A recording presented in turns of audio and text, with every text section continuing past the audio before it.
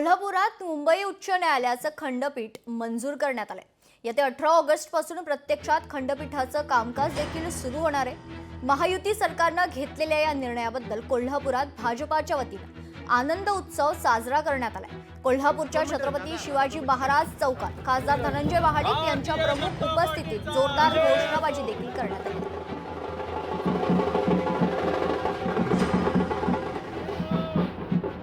माननीय मुख्यमंत्री देवेंद्रजी फडणवीस साहेब यांनी या ठिकाणी आले असताना त्यावेळेस मुख्यमंत्री एकनाथ शिंदे साहेब होते। यांनी इथं आश्वासन दिलेलं होतं की आम्ही पुन्हा सत्तेत आल्यानंतर ज्या पद्धतीनं टोलचा प्रश्न कोल्हापूरचा सोडवलेला होता, टोलचा प्रश्न जटिल झालेला होता, त्या कॉन्ट्रॅक्टरला 450 करोड रुपये देऊन कोल्हापूरतून टोल नाहीसा करून कोल्हापूरच्या लोकांच्या भावना जपण्याचं काम त्यावेळी सरकारने केलं होतं। त्याच पद्धतीने याही वेळी आम्ही खंडपीठ आणून सर्किट बेंच आणून असं ग्वाही आणि आश्वासन दिलं होतं।